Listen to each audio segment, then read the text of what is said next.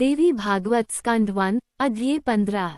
शुकदेव जी का विवाह के लिए अस्वीकार करना तथा व्यास जी का उनसे श्रीमद् देवी भागवत पढ़ने के लिए कहना। श्री शुकदेव जी बोले, हे पिताजी, सर्वदा दुख देने वाले गृहस्थाश्रम को मैं कभी स्वीकार नहीं करूंगा, क्योंकि पशु पक्षियों को फंसाने वाले जाल के समान यह आश्रम सभी मानवों के लिए सदा बंधन स्वरूप है। 1 हे तात, धन धान्य की चिंता में व्याकुल लोगों के लिए सुख कहाँ दिखाई पड़ता है। निर्धन और लोभा के वशीभूत मनुष्य अपने ही परिवारजनों द्वारा सर्वदा कष्ट पाते रहते हैं। 2 इंद्र भी वैसे सुखी नहीं रहते जैसा एक सुखी निष्प्रय भिक्षुक रहता है। तब भला इस संसार में तीनों लोकों का वैभव पाकर भी दूसरा कौन सुखी रह सकता है। 3 किसी तपस्वी को तप करते हुए देखकर स्वर्गलोक के स्वामी इंद्र भी चिंतित हो उठते हैं और उसके तप में अनेक प्रकार के विघ्न करने लगते हैं। 4 ब्रह्मा भी सुखी नहीं है और मनोरम लक्ष्मी को पाकर विष्णु भी सुखी नहीं है, उन्हें भी दैत्यों के साथ युद्ध के द्वारा निरंतर कष्ट सहन करने पड़ते हैं। उन ऐश्वर्यशाली रमापति विष्णु को भी सुख प्राप्ति के लिए अनेक प्रयत्न करने पड़ते हैं और कठोर तपस्या करनी पड़ती है। इस संसार में किसको बहुत सुख है। 5-6 भगवान शंकर भी सदैव दुखी रहते हैं ऐसा मैं जानता हूँ, क्योंकि वे सदैव तपस्या करते हुए भी दैत्यों से युद्ध करते रहते हैं। 7 हे तात, जब धनवान होते हुए भी लोभी मनुष्य कभी भी सुखपूर्वक सो नहीं पाता, तब भला निर्धन मनुष्य कैसे सुख पा सकता है। इसलिए हे महाभाग, ये जानते हुए भी आप अपने तेज से उत्पन्न पुत्र को दुखदायक तथा महाभयानक संसार में क्यों लगा रहे हैं। 8-9 हे पिताजी, जहाँ जन्म में दुख, बुढ़ापे में दुख, मरण में दुख तथा पुनः विष्ठा और मूत्र से भरे हुए गर्भ में दुख सहन करना पड़ता है, उससे भी अधिक दुख तृष्णा और लोभ से उत्पन्न होता है। हे मानद, मरने से भी अधिक दुख मांगने में होता है। 10-11 ब्राह्मण प्रतिग्रह द्वारा धन प्राप्त करते हैं और वे बुद्धि बल का उपयोग नहीं करते। दूसरे के भरोसे पर रहना परम दुखकर है तथा वह हनिश मृत्यु के समान होता है। 12 सभी वेद शास्त्रों का भली भांति अध्ययन करके भी विद्वानों को धनिकों के पास जाकर सब प्रकार से उनकी प्रशंसा करनी पड़ती है। केवल पेट के लिए कोई चिंता की बात नहीं, उसे तो केवल पत्र फल एवं कंदमूल आदि से किसी भी प्रकार संतुष्टिपूर्वक भरा जा सकता है। 13-14 हे पिताजी, भार्या पुत्र पौत्र आदि बड़े कुटुंब के पालन में तो अनेक कष्ट सहने पड़ते हैं। ऐसी दशा में गृहस्थ को सुख कहाँ है। 15 इसलिए हे तात, मुझे सुखदायी ज्ञान शास्त्र और योग शास्त्र का उपदेश कीजिए। संपूर्ण कर्मकांड में मेरा मन कभी नहीं लगता। 16 अतः कर्मक्षय का कोई उपाय बताइए जिससे संचित प्रारब्ध एवं क्रियमान तीनों प्रकार के कर्मफल नष्ट हो जाएं। 17 स्त्री जोंक के समान सदा पुरुष का रक्त चूसती रहती है, जिसे बुद्धिहीन मनुष्य उसकी भावपूर्ण चेष्टाओं से मोहित होने के कारण नहीं जान पाता। 18 स्त्री अपने संसर्ग से उसके तेज का तथा अपनी वचन चातुरी द्वारा उसके संपूर्ण धन और मन का इस प्रकार सर्वस्व का हरण कर लेती है, उससे बढ़कर दूसरा चोर कौन है। 19 इसलिए मेरे विचार में तो मूर्ख मनुष्य ही केवल निद्रा सुख का नाश करने के लिए स्त्री परिण्य करता है। विधाता द्वारा वह दुख के लिए ही ठगा जाता है, सुख के लिए नहीं। 20 सूत जी बोले, इस प्रकार शुकदेव की युक्तियुक्त ये बातें सुनकर व्यास जी बड़ी चिंता में पड़ गए। वे मन ही मन सोचने लगे, अब मैं क्या करूं। तत्पश्चात उनकी आंखों से दुख के आंसू बहने लगे, शरीर कांपने लगा और मन में ग्लानि होने लगी।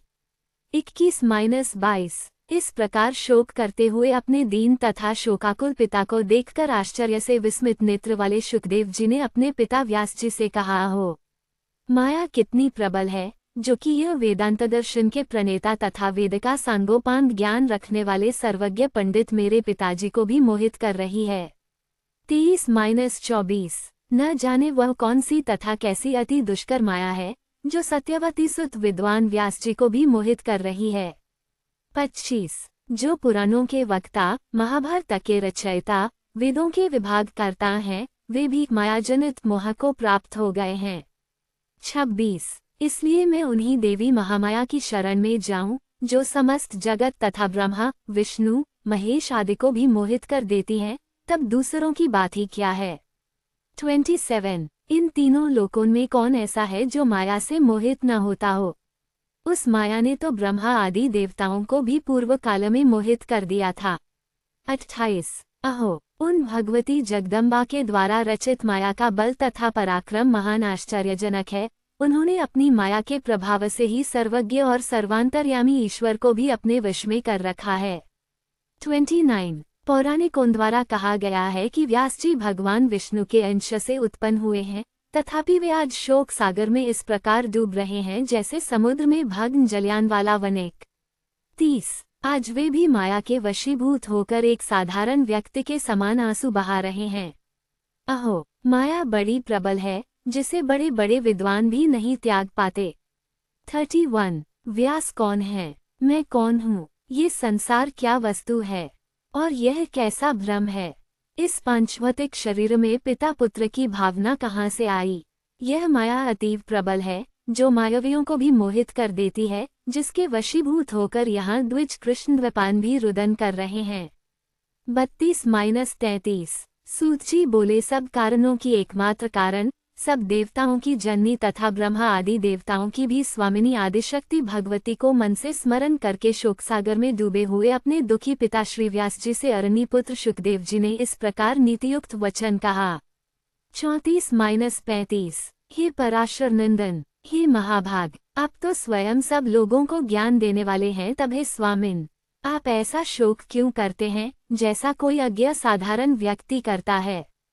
36 हे महाभाग, इस समय में आपका पुत्र हैं, परंतु ये कौन जानता है कि पूर्व जन्म में कौन था और आप कौन थे। ये संसार तो महात्माओं के लिए एक भ्रम मात्र है। 37 अतएव आप धैर्य रखें, विवेक धारण करें तथा मन में खेद न करें। हे महामते, इसे मोहजाल समझकर आप शोक का परित्याग करें। 38 भूख भोजन से मिटती है, पुत्र के देखने से नहीं। प्यास भी जल पीने से मिटती है, केवल पुत्र दर्शन से नहीं। इसी प्रकार सुगंधित पदार्थ से नाक को तथा अच्छी बातों से कानों को एवं स्त्री से विषय सुख का आनंद मिलता है। मैं आपका पुत्र हूँ, बताइए मैं आपके लिए क्या करूँ। 39-40 किसी समय अजीगर्थ नामक ब्राह्मण ने धन लेकर अपने पुत्र शुनशेप को यज्ञ पशु के रूप में राजा हरिश्चंद्र के हाथ बेच दिया था। सुख का साधन केवल धन ही है, धन ही सुख की राशि है। अतः यदि आपको लोभ हो तो धन का संचय कीजिए। मैं आपका पुत्र हूँ, अतः आपके सुख के लिए मैं क्या करूँ। 41-42 हे महामते, आप दैवज्ञ हैं, अतः हे मुने, आप मुझे अपनी बुद्धि से ऐसा ज्ञान दीजिए जिससे मैं गर्भवास जनित महान भय से मुक्त हो जाऊं। 43 हे पवित्रात्मन, इस कर्मभूमि में मनुष्य जन्म अति दुर्लभ है, उसमें भी उत्तम कुल में ब्राह्मण का जन्म और भी दुर्लभ है। 44 मैं आबद्ध हूँ, ये बुद्धि मेरे चित्त से नहीं हरती, संसार वासना जाल में यह उत्तरोत्तर बढ़ती हुई फंसती ही जाती है। 45 सूत जी बोले, असीम बुद्धि वाले अपने पुत्र शुकदेव के ऐसा कहने पर व्यास जी ने शांत एवं संन्यास आश्रम के लिए उत्सुक मत वाले शुकदेव जी से कहा। 46 व्यास जी बोले, हे महाभाग पुत्र, मेरे द्वारा रचित श्रीमद् देवी भागवत पुराण को तुम पढ़ो। वेद तुल्य ये पवित्र पुराण अधिक विस्तृत भी नहीं है। 47 इसमें 12 स्कंद हैं, ये पुराणों के 5 लक्षणों से युक्त है। मेरे विचार में ये पुराण सभी पुराणों का आभूषण है। 48 हे महामते, जिस भागवत के सुनने मात्र से सत और असत वस्तुओं का यथार्थ ज्ञान हो जाता है, उसे तुम पढ़ो। 49 एक बार महाप्रलय काल में वटपत्र पर शयन करते हुए बालरूपधारी भगवान विष्णु वहां सोच रहे थे कि किस चिदात्मा ने किस प्रयोजन से तथा किस द्रव्य से मुझे बालरूप में उत्पन्न किया है। इन सब विषयों का ज्ञान मुझे कैसे हो। इस प्रकार चिंतन कर रहे महात्मा बालमुकुंद से उन आदिशक्ति भगवती ने संपूर्ण अर्थ को प्रदान करने वाले ज्ञान को आधे श्लोक में ही इस प्रकार कहा, सर्वम खल्विदमेवाहम नान्यदस्ति सनातनम, अर्थात यह सब कुछ मैं ही हूँ और दूसरा कोई भी सनातन नहीं है। 50-52 ये बात पहले भी भगवान विष्णु के हृदय में उत्पन्न हुई थी, इसलिए अब वे सोचने लगे कि इस सत्य वचन का उच्चारण किसने किया। इस कहने वाले को मैं कैसे जानूं? वह स्त्री है या पुरुष अथवा नपुंसक है? ऐसी चिंता वाले भगवान विष्णु ने भागवत को हृदय में धारण किया और उसी श्लोकार्ध में मन लगाए हुए वे बार बार उसका उच्चारण करने लगे। इस प्रकार वटपत्र पर सोए हुए वे भगवान विष्णु चिंतातुर हो गए। 53 to 55। उसी समय शंख, चक्र, गदा, पद्म श्रेष्ठ आयुधों को धारण किए हुए चतुर्भुजा, शांति स्वरूपा, शांता शिवा दिव्य वस्त्राभूषणों से सुसज्जित होकर अपने ही समान विभूतियों वाली सखियों सहित प्रादुर्भूत हुईं। वे सुंदर मुख वाली भगवती महालक्ष्मी परम तेजस्वी भगवान विष्णु के समक्ष मंद मंद मुस्कुराती हुई प्रकट हुईं। 56-58। सूत जी बोले, उस अपार प्रलय सागर में बिना अवलंब के स्थित मनोरम रूप वाली उन दिव्य देवी को देखकर भगवान विष्णु बड़े ही विस्मय में पड़े। 59। वहाँ रति, भूति, बुद्धि, मति, कीर्ति, स्मृति, धृति, श्रद्धा, मेधा, स्वधा, स्वाहा, क्षुधा, निद्रा, दया, गति, तुष्टि, पुष्टि, क्षमा, लज्जा, जरिम्भा, तंद्रा ये शक्तियां अलग अलग रूप में उन महादेवी के समीप सभी ओर खड़ी थीं। 60-61। वे सभी श्रेष्ठ आयुध धारण किए हुए थीं, नाना प्रकार के आभूषणों से विभूषित थीं तथा उनके हृदय पर मंदार की मालाएं और मोतियों के हार सुशोभित हो रहे थे। 62। उन भगवती महालक्ष्मी तथा उनकी सभी अन्यान्य सखियों को उस प्रलय सागर के जल में उपस्थित देखकर भगवान विष्णु के मन में बड़ा विस्मय हुआ। 63। इस प्रकार भगवती की माया देखकर अति चकित सर्वात्मा भगवान विष्णु सोचने लगे, ये देवियां कहाँ से आ गईं? मैं वटवृक्ष के पत्ते पर कैसे आ गया? इस एकार्णव महासागर में वटवृक्ष कहाँ से उत्पन्न हो गया और किसके द्वारा मैं सुंदर स्वरूप वाला बालक बनाकर उस पर स्थापित किया गया हूँ? 64-65। ये मेरी माता तो नहीं है, अथवा ये कोई दुर्घट माया है? किसने और किस कारण से मुझे इस समय दर्शन दिए हैं? 66। अब मैं इस विषय में क्या कहूँ? मैं यहाँ से कहीं चला जाऊँ अथवा मौन धारण करके बालभाव से सावधान यहीं स्थित रहूँ? 67। समाप्त। अध्याय 15। देवी भागवत स्कंद 1, अध्याय 16। बालरूपधारी भगवान विष्णु से महालक्ष्मी का संवाद। व्यास जी का शुकदेव जी से देवी भागवत प्राप्ति की परंपरा बताना तथा शुकदेव जी का मिथिला जाने का निश्चय करना। व्यास जी बोले, इस प्रकार वटपत्र पर सोध हुए उन भगवान विष्णु को आश्चर्यचकित देखा मंद मुस्कान करती हुई देवी ने यह वचन कहा, विष्णु आप विस्मय में क्यों पड़े हैं? उद्धरण 1। आप उस महाशक्ति की माया से पूर्व काल में भी सृष्टि की उत्पत्ति तथा प्रलय होने पर इसी प्रकार बार बार जन्म लेकर मुझे भूलते रहे हैं। 2। वे पराशक्ति निर्गुणा है, मैं और आप तो सगुण हैं। जो सात्विकी शक्ति है उसे आप मेरी ही शक्ति समझिए। 3। आपके नाभिकमल से प्रजापति ब्रह्मा उत्पन्न होंगे, वे ही रजोगुण से युक्त होकर समस्त ब्रह्मांड की सृष्टि करेंगे। 4। वे ब्रह्मा ही तपोबल का आश्रय लेकर श्रेष्ठ शक्ति प्राप्त करके रजोगुण के द्वारा त्रिभुवन को लाल वर्ण का कर देंगे। गुणों स्थित पृथ्वी, जल, अग्नि, आकाश और वायु इन पांचों महाभूतों की एवं मन के साथ इंद्रियों तथा उनके अधिष्ठात्र देवताओं की रचना करके वे बुद्धिमान ब्रह्मा जी जगत की सृष्टि करेंगे। इसी कारण वे कर्ता कहे जाएंगे और आप इस विश्व के पालक होंगे। 5-7। उनके क्रोध करने पर उनकी भौहों के मध्य भाग से रुद्र उत्पन्न होंगे। हे महामते, वे ही रुद्र घोर तप करके तामसी शक्ति प्राप्त कर कल्पांत के समय सृष्टि के संहारकर्ता होंगे। इसी कारण मैं आपके पास आई हूँ, आप मुझे वही सात्विकी शक्ति समझिए। हे मधुसूदन, मैं यहीं रहूंगी, मैं तो सर्वदा आपके ही पास रहती हूँ, आपके हृदय में मैं निरंतर निवास करती हूँ। 8-10। विष्णु बोले, हे देवी, हे वरारोहे, कुछ समय पूर्व मैंने स्पष्ट अक्षरों वाला जो आधा श्लोक सुना, वह परम कल्याणप्रद तथा रहस्यमय वाक्य किसने कहा था? हे वरारोहे, यह मुझे शीघ्र बताइए। हे सुमुखी, इस विषय में मुझे महती शंका है। जिस प्रकार निर्धन पुरुष धन की चिंता करता रहता है, उसी प्रकार मैं उसका बार बार स्मरण किया करता हूँ। 11-12। व्यास जी बोले, विष्णु का वह वचन सुनकर मुस्कानयुक्त मुखमंडल वाली महालक्ष्मी मधुर हास्य के साथ अत्यंत प्रेम से बोली। 13। महालक्ष्मी बोली, हे शौर्य, मेरी बात सुनिए। मैं सगुण रूपा चतुर्भुजा भगवती हूँ। आप मुझे जानते हो या न जानते हो, किंतु मैं सब गुणों का आलय होती हुई निर्गुणा भी हूँ। 14 हे महाभाग, आप ये जान ले कि वो अर्ध श्लोक उसी पराशक्ति ने कहा था। आप उस सब वेदों का तत्व स्वरूप, कल्याणकारी और पुण्यप्रद श्रीमद्देवी भागवत समझे हे शत्रुमर्दन। हे सुव्रत, मैं भगवती की परम कृपा मानती है, जिसने ऐसा गुप्त एवं परम रहस्यमय मंत्र आपके कल्याण के लिए कहा है। 15-16 आप इसे सर्वदा चित्त में रखिए और कभी भी इसे विस्मृत न कीजिए। ये सब शास्त्रों का सार है तथा महाविद्या के द्वारा प्रकाशित किया गया है। 17 इससे बढ़कर त्रिभुवन में कुछ भी ज्ञातव्य नहीं है। आप निश्चय ही देवी के परम प्रिय हैं, इसीलिए उन्होंने यह मंत्र आपको बताया है। 18 व्यास जी बोले, महादेवी, लक्ष्मी के इस वचन को सुनकर चतुर्भुज भगवान विष्णु ने इसे सर्वश्रेष्ठ मंत्र समझकर सदा के लिए हृदय में धारण कर लिया।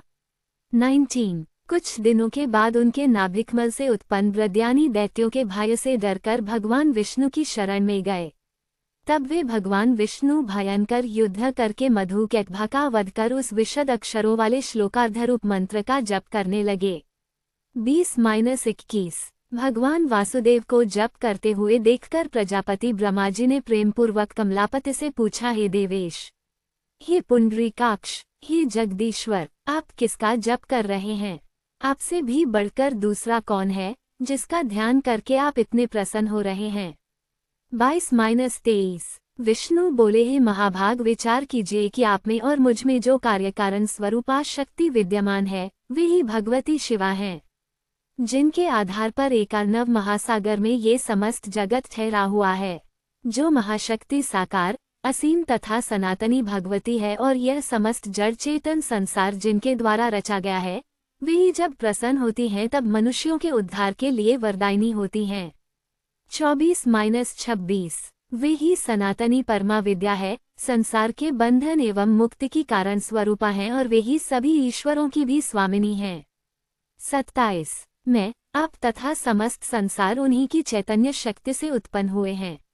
हे ब्रह्मन, हे निष्पाप, ऐसा आप सत्य जानिए, इसमें संदेह नहीं है। 28 उन भगवती ने आधे श्लोक में ही जो कहा है, वही वास्तविक श्रीमद्देवी भागवत है। द्वापर युग के आदि में पुनः उसका विस्तार होगा। 29 व्यास जी बोले, इस प्रकार भगवान विष्णु के नाभिकमल पर विराजमान ब्रह्मा जी ने उस भागवत का संग्रह किया। तत्पश्चात उन्होंने अपने परम बुद्धिमान पुत्र नारद जी से इसे कहा। पूर्व काल में वही भागवत देवर्षि नारद जी ने मुझे दिया और फिर मैंने उसे 12 स्कंधों में विस्तृत करके पूर्ण किया। 30-31 हे महाभाग, वेद तुल्या 5 लक्षणों से युक्त तथा भगवती के उत्तम चरितों से ओतप्रोत इस श्रीमद्देवी भागवत पुराण को पढ़ो। 32 तत्वज्ञान के रस से परिपूर्ण वेदार्थ के द्वारा उपग्रहित और धर्मशास्त्र के समान पुण्यप्रद ये भागवत सभी पुराणों में श्रेष्ठतम है। ये वृत्रासुरवध के कथानक से युक्त, विविध आख्यानोपाख्यानों से समन्वित, ब्रह्मविद्या का निधान एवं भवसागर से पार करने वाला है। 33-34 अतः हे महाभाग, तुम उस भागवत को अवश्य पढ़ो, तुम अत्यंत बुद्धिमान और योग्य हो हे नरश्रेष्ठ। ये श्रीमद्देवी भागवत नामक पुराण है, पुण्यप्रद है। 35 तुम इसके 18,000 श्लोकों को हृदयगम कर लो। ये पुराण पाठ तथा श्रवण करने वाले के लिए अज्ञान का नाश करने वाला, दिव्य ज्ञानरूपी सूर्य का बोध कराने वाला, सुखप्रद, शांतिदायक, धन्य, दीर्घायु प्रदान करने वाला, कल्याणकारी तथा पुत्र सात पौत्र की वृद्धि करने वाला है। 36-37 लोमहर्षण से उत्पन्न मेरे शिष्य ये धर्मात्मा सूत जी भी तुम्हारे साथ इस शुभ पुराण संहिता का अध्ययन करेंगे। 38 सूत जी बोले, हे मुनियो, व्यास जी ने मुझसे और अपने पुत्र से इस प्रकार कहा था, तब मैंने उस संपूर्ण विस्तृत पुराण संहिता को विधिवत पढ़ा था। 39 उस समय भागवत पुराण का अध्ययन करके शुकदेव जी व्यास जी के पवित्र आश्रम में ही रहने लगे, परंतु दूसरे ब्रह्मपुत्र नारद की भांति उन धर्मात्मा को वहां शांति न मिल सकी। 40 एकांत में रहने वाले तथा व्याकुलचित वे उदासीन की भांति दिखाई पड़ते थे, न वे अधिक भोजन करते थे और न उपवासपूर्वक ही रहते थे। 41 इस प्रकार अपने पुत्र शुकदेव को चिंतित देखकर व्यास जी बोले, हे पुत्र, तुम क्या चिंता करते रहते हो? हे मानद, तुम किस लिए व्याकुल रहते हो? ऋणग्रस्त निर्धन व्यक्ति की भांति तुम सदा चिंता करते रहते हो। हे पुत्र, मुझ पिता के रहते तुम्हें किस बात की चिंता हो रही है? 42-43। तुम मन की ग्लानि छोड़ो, यथेष्ट रूप से सुखोपभोग करो, शास्त्रोक्त ज्ञान का चिंतन करो और आत्मचिंतन में मन लगाओ। 44। हे सुव्रत, यदि मेरे उपदेश से तुम्हें शांति नहीं मिलती तो राजा जनक के द्वारा पालित मिथिलापुरी चले जाओ। हे महाभाग, वे विदेह राजा जनक तुम्हारे मोह का नाश कर देंगे क्योंकि वे सत्यसिंधु तथा धर्मात्मा हैं। 45-46। हे पुत्र, उन राजा के पास जाकर तुम अपना संदेह दूर करो और वर्णाश्रम धर्म के रहस्य को उनसे यथार्थ रूप में पूछो। 47। वे राजर्षि जीवनमुक्त ब्रह्मज्ञान का चिंतन करने वाले, पवित्र, यथार्थ वक्ता, शांतचित तथा सदा योगप्रिय भी हैं। 48। सूत जी बोले, परम तेजस्वी उन व्यास जी का वचन सुनकर अरण्य से उत्पन्न महातेजस्वी शुकदेव जी ने उत्तर दिया, हे धर्मात्मन, आपके द्वारा ये जो कहा जा रहा है उससे मेरे चित्त में शंका उठती है कि कहीं ये दंभ तो नहीं। जीवन मुक्त तथा विदेह होते हुए भी राजा जनक हर्ष के साथ कैसे राज्य करते हैं? हे पिताजी, ये बात तो वैसे ही असंभव है जैसे किसी वंध्या को पुत्र हो। अतः वे राजा जनक राज्य करते हुए भी विदेह कैसे हैं? यह मुझे अद्भुत संदेह हो रहा है। 49-51। अब मैं नृपश्रेष्ठ विदेह जनक को देखना चाहता हूँ कि वे जल में कमलपत्र की भांति संसार में कैसे रहते हैं। हे तात, उनके विदेह होने के विषय में मुझे बड़ा संदेह हो रहा है। हे वक्ताओं में श्रेष्ठ, सौगतों की भांति वे भी मोक्ष की एक दूसरी परिभाषा तो नहीं है। 52-53। हे महामते, भला भोगा हुआ भोग अभोग और किया हुआ कर्म अकर्म कैसे हो सकता है? इंद्रियों का सहज व्यवहार कैसे छोड़ा जा सकता है? 54। एक पुत्र का अपनी माता, पत्नी, बहन तथा किसी असती स्त्री के साथ भेद अभेद का संबंध क्यों नहीं होगा? और ऐसा होने पर जीवन मुक्तता कैसी?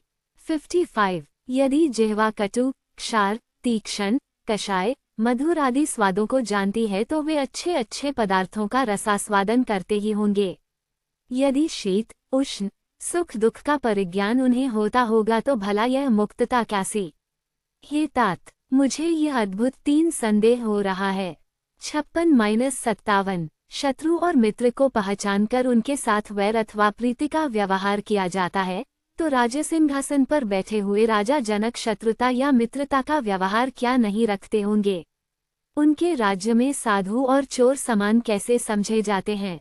यदि उनके प्रति समान बुद्धि नहीं है तब भला वह जीवन मुक्तता कैसी? 58-59। ऐसा जीवन मुक्त कोई राजा मेरे द्वारा पहले देखा नहीं गया। हे तात, ये बहुत बड़ी शंका है कि वे राजा जनक घर में रहकर भी मुक्त कैसे हैं। उन राजा के विषय में सुनकर उन्हें देखने की बड़ी लालसा उत्पन्न हो गई है। अतः संदेह निवृत्ति के लिए मैं मिथिलापुरी जा रहा हूँ। 60-61। समाप्त। अध्याय 16। देवी भागवतात सप्तदशोऽध्याय। शुकदेव जी का राजा जनक से मिलने के लिए मिथिलापुरी को प्रस्थान तथा राजभवन में प्रवेश। सूत जी बोले, हे मुनियो, पिता से ये कहकर महात्मा पुत्र शुकदेव जी उनके चरणों पर गिर पड़े तथा हाथ जोड़कर चलने की इच्छा से बोले, हे महाभाग, अब आपसे आज्ञा चाहता हूँ। मुझे आपका वचन स्वीकार्य है, अतः मैं महाराज जनक द्वारा पालित मिथिलापुरी देखना चाहता हूँ। 1-2। राजा जनक दंड दिए बिना ही कैसे राज्य चलाते हैं? क्योंकि यदि दंड का भय प्रजाओं को न हो तो लोग धर्म का पालन नहीं करेंगे। 3। मनु आदि के द्वारा धर्माचरण का मूल कारण सदा दंड विधान ही कहा गया है। इस राजधर्म का निर्वाह बिना दंड के कैसे हो सकेगा? हे पिताजी, इस विषय में मुझे महान संदेह है। हे महाभाग, ये बात वैसी ही अनर्गल प्रतीत होती है जैसे कोई कहे कि मेरी यह माता वंध्या है। हे परंतप, अब मैं आपसे अनुमति लेता हूँ और यहाँ से जा रहा हूँ। 4-5। सूत जी बोले, इस प्रकार शुकदेव जी को जनकपुर जाने का इच्छुक देखकर व्यास जी ने अपने ज्ञानी एवं निष्प्रह पुत्र का दृढ़ आलिंगन करके कहा। 6। व्यास जी बोले, हे महामते, हे पुत्र, तुम्हारा कल्याण हो। हे शुक, तुम दीर्घायु हो। हे तात, तुम मुझे ये सत्य वचन देकर सुखपूर्वक जाओ कि यहाँ से जाकर मेरे इस उत्तम आश्रम में पुनः आओगे। हे पुत्र, तुम वहाँ से कहीं और कभी भी मत चले जाना। 7-8 हे पुत्र, मैं तुम्हारा मुख कमल देखकर ही सुखपूर्वक जीता हूँ और तुम्हें न देखने पर दुखी रहता हूँ। हे सुत, तुम ही मेरे प्राण हो। 9 हे पुत्र, वहाँ राजर्षि जनक से मिलकर और अपना संदेह दूर करके फिर उसके बाद यहाँ आकर वेदाध्ययन में रत रहते हुए सुखपूर्वक रहो। 10 सूत जी बोले, व्यास जी के ऐसा कहने पर शुकदेव जी अपने पिता को प्रणाम तथा उनकी प्रदक्षिणा करके शीघ्र ही इस प्रकार चल पड़े जैसे धनुष से छूटा हुआ बाण। 11 मार्ग में चलते हुए अनेक समृद्धिशाली देशों, नागरिकों, वनों, वृक्षों, फले फूले खेतों, तप करते हुए तपस्वी जनों, दीक्षा लिए हुए याजकजनों, योगाभ्यास में तत्पर योगी जनों, वन में रहने वाले वानप्रस्थों, वैष्णव, पाशुपत, शैव, शाक्त एवं सूर्योपासक और अनेक धर्मावलंबियों को देखकर वे शुकदेव मुनि अति विस्मय में पड़ गए। 12-14 इस प्रकार वे महामती शुकदेव जी लगभग 2 वर्षों में मेरु पर्वत और 1 वर्ष में हिमालय को पार करके मिथिला देश में पहुँचे। 15 जब वे मिथिला में प्रविष्ट हुए तब उन्होंने वहाँ की श्रेष्ठ ऐश्वर्य संपदा को देखा तथा वहाँ की सारी प्रजा को सुखी एवं सदाचार संपन्न देखा। 16 वहाँ द्वारपाल ने उन्हें रोका और पूछा, तुम कौन हो और कहाँ से आए हो, तुम्हारा क्या कार्य है, बताओ। ऐसा पूछने पर भी शुकदेव जी मौन रहे, कुछ बोले नहीं। वे नगर द्वार से बाहर जाकर स्थानु की तरह खड़े हो गए और थोड़ी देर में आश्चर्यचकित होकर हंसते हुए वहीं स्थित हो गए, पर किसी से कुछ बोले नहीं। 17-18 द्वारपाल ने पूछा, हे ब्राह्मण, बोलिए, आप गूंगे तो नहीं हैं? आपका किस हेतु यहाँ आना हुआ है? मेरे विचार में तो कोई कहीं भी निष्प्रयोजन नहीं जाता। 19 हे विप्र, इस नगर में राजा की आज्ञा पाकर ही कोई प्रवेश कर सकता है। अज्ञात कुल तथा शील वाले व्यक्ति का प्रवेश यहाँ कदापि नहीं होता है। 20 हे मानद, आप निश्चय ही तेजस्वी एवं वेदवेत्ता ब्राह्मण प्रतीत हो रहे हैं, इसलिए आप अपने कुल तथा प्रयोजन के विषय में मुझे बता दें और फिर अपने इच्छानुसार चले जाएं। 21 शुकदेव जी बोले, मैं जिस कार्य के लिए यहाँ आया था वह तुम्हारे कथन मात्र से ही पूरा हो गया। मैं विदेहंगा देखने आया था, परंतु यहाँ तो प्रवेश ही दुर्लभ है। 22 मुझ अज्ञानी की यह भूल थी जो 2 पर्वतों को लांघकर महाराज से मिलने की इच्छा से घूमते हुए यहाँ चला आया। 23 मैं तो स्वयं अपने पिता द्वारा ही ठगा गया हूँ, इसमें किसी अन्य को ही क्या दोष दिया जाए। अथवा हे महाभाग, यह मेरे दुर्भाग्य का ही दोष है जिसके कारण इस भूमि पर मुझे इतना चक्कर काटना पड़ा। 24 इस संसार में लोगों का भ्रमण करने का उद्देश्य धनोपार्जन ही है, किंतु मुझे उसकी कोई इच्छा नहीं है। मैं तो केवल भ्रमवश ही यहाँ आ गया हूँ। 25 आशारहित पुरुष को ही सर्वदा सुख प्राप्त होता है यदि वह मोह में न पड़े, किंतु हे महाभाग, मैं तो निराश होकर भी न जाने क्यों इस मोह सागर में निमग्न हो रहा हूँ। 26 कहाँ सुमेरु पर्वत और कहाँ यह मिथिलापुरी, पैदल ही चलकर मैं यहाँ आया हूँ। इस परिश्रम का फल मुझे क्या मिला? प्रारब्ध ने ही मुझे ठगा है। प्रारब्ध का भोग अवश्य ही भोगना पड़ता है, चाहे वह शुभ हो या अशुभ।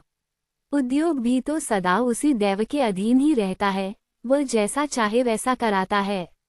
27-28 यहाँ न कोई तीर्थ है न ज्ञान प्राप्ति होनी है जिसके लिए यह मेरा परिश्रम हुआ।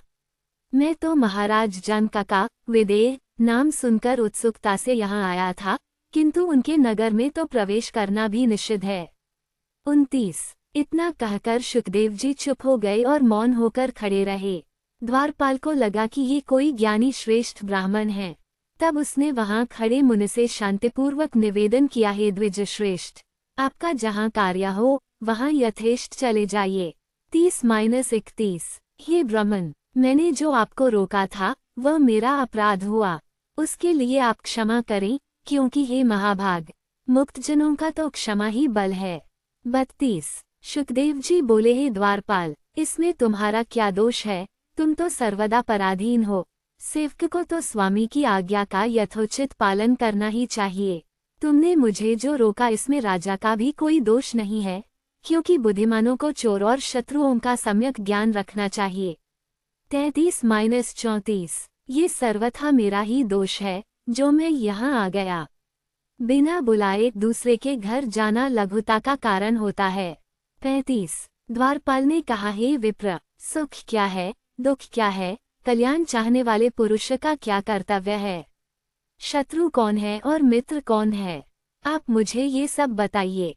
36 शुकदेव जी बोले, सभी लोकों में सर्वत्र द्वैविध्य रहता है, इसलिए मनुष्य भी दो प्रकार के हैं, एक रागी और दूसरा विरागी।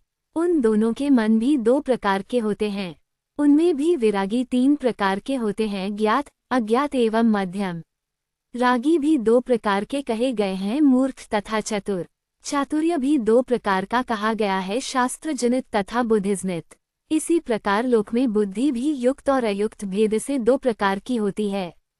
37-39 द्वारपाल ने कहा, हे विद्वन, हे विप्रवर, आपने जो कुछ कहा है उसे मैं भली भांति नहीं समझ पाया, अतएव हे श्रेष्ठ, आप फिर से विस्तारपूर्वक इस विषय को यथार्थ रूप से समझाइए। 40 शुकदेव जी बोले, इस संसार में जिसको राग है वह निश्चय ही रागी कहलाता है। उस रागी को अनेक प्रकार के सुख एवं दुख आते ही रहते हैं। 41 धन, पुत्र, कलत्र, मान, प्रतिष्ठा और विजय प्राप्त करके ही सुख प्राप्त होता है, इनके न मिलने पर प्रतिक्षण महान दुख होता ही है। 42 अतः जैसे सुख प्राप्त हो सके वैसा उपाय करना चाहिए और सुख के साधन का संग्रह करना चाहिए। जो उस सुख में विघ्न डाले उसे शत्रु समझना चाहिए। जो रागी पुरुष के सुख को सर्वदा बढ़ाए वही मित्र है। चतुर मनुष्य मोह में फंसता नहीं है, किंतु मूर्ख सर्वत्र आसक्त रहता है। 43-44 विरागी तथा आत्माराम पुरुष को एकांतवास, आत्मचिंतन तथा वेदांत शास्त्र का अनुशीलन करने से ही सुख होता है। सांसारिक विषयों की चर्चा आदि यह सब उनके लिए दुखरूप है। कल्याण चाहने वाले विद्वान पुरुष के लिए बहुत शत्रु हैं। काम, क्रोध, प्रमाद आदि अनेक प्रकार के शत्रु बताए गए हैं, किंतु व्यक्ति का सच्चा बंधु तो एकमात्र संतोष ही है, तीनों लोकों में दूसरा कोई भी नहीं है। 45-47 सूत जी बोले, शुकदेव जी की बात सुनकर उन्हें ज्ञानी द्विज समझकर उसने शुकदेव जी को एक अत्यंत रमणीय कक्ष से प्रवेश कराया। 48 3 प्रकार के नागरिक जनों से भरे हुए, अनेक प्रकार के क्रय विक्रय की वस्तुओं से सजी दुकानों वाले, राग द्वेष, काम, लोभ, मोह से युक्त एवं परस्पर वाद विवाद में संलग्न श्रेष्ठी जनों से सुशोभित और धन धान्य से परिपूर्ण विशाल नगर को देखते हुए शुकदेव जी चले। इस तरह 3 प्रकार के लोगों को देखते हुए शुकदेव जी राजभवन की ओर बढ़े। इस प्रकार द्वितीय सूर्य के समान परम तेजस्वी शुकदेव जी द्वार पर पहुँचे। द्वारपाल ने उन्हें अंदर जाने से रोका। तब वे काष्ठ के समान वहीं द्वार पर खड़े हो गए और मोक्ष संबंधी विषय पर विचार करने लगे। 88-4 11 धूप तथा छाया को समान समझने वाले महातपस्वी शुकदेव जी वहां एकांत में ध्यान करके इस प्रकार खड़े रहे मानो कोई अचल स्तंभ हो। 53 थोड़ी देर बाद राजमंत्री ने हाथ जोड़े हुए स्वयं आकर उन्हें राजभवन के दूसरे कक्ष में प्रवेश कराया। 54 वहां एक दिव्य रमणीय उपवन था, जिसमें विविध प्रकार के पुष्पों से लदे दिव्य वृक्ष सुशोभित हो रहे थे। उस वन को दिखाकर मंत्री ने उनका यथोचित आतिथ्य सत्कार किया। वहां राजा की सेवा करने वाली अनेक वारांगनाएं थीं। वे नृत्य गान में कुशल तथा कामशास्त्र में निपुण थीं। शुकदेव जी की सेवा के लिए उन्हें आदेश देकर राजमंत्री उस भवन से निकल गए और शुकदेव जी वहीं स्थित रहे। उन वारांगनाओं ने परम भक्ति के साथ उनकी पूजा की और देशकालानुसार उपलब्ध अनेक प्रकार के भोजन से उन्हें संतुष्ट किया। 11:44-4:11 से कम। तत्पश्चात अंतःपुर निवासिनी कामिनी स्त्रियों ने उन्हें अंतःपुर का वन दिखाया, जो अत्यंत रमणीय था। वे युवा, रूपवान, कांतिमान, मृदुभाषी एवं मनोरम थे। दूसरे कामदेव के समान उन शुकदेव जी को देखकर वे सभी मुग्ध हो गईं। 59-60 मुनि को जितेंद्रिय जानकर वे सब उनकी परिचर्या करने लगीं। अरण्यनंदन शुद्धात्मा शुकदेव जी ने उन्हें माता के समान समझा। 61 वे आत्माराम तथा क्रोधा को जीतने वाले शुकदेव जी न हर्षित होते थे और न दुखी। उनकी चेष्टाओं को देखकर भी वे शांतचित होकर स्थित रहे। 62। तब उन स्त्रियों ने उनके लिए सुरम्य, कोमल तथा बहुमूल्य आस्तरण और नानाविध उपकरणों से सुसज्जित शैया बिछाई। शुकदेव जी हाथ पांव धोकर हाथ में कुश लेकर सावधान हो सायंकालीन संध्योपासन संपन्न करके के ध्यान में लग गए। 63-64। इस प्रकार एक प्रहर तक ध्यानावस्थित होकर वे शयन करने लगे। 2 प्रहर शयन करके पुनः वे शुकदेव जी उठ गए। रात्रि के चौथे प्रहर में वे पुनः ध्यान में स्थित रहे। तदनंतर स्नान करके प्रातःकालीन क्रियाएं संपन्न करके पुनः समाधिस्थ हो गए। 65-66। इति श्रीमद्देवी भागवते महापुराणेष्टादशसाहस्राया संहिताया प्रथमस्कन्धे शुकस्य राजमन्दिर प्रवेशवर्णन नाम 17 17।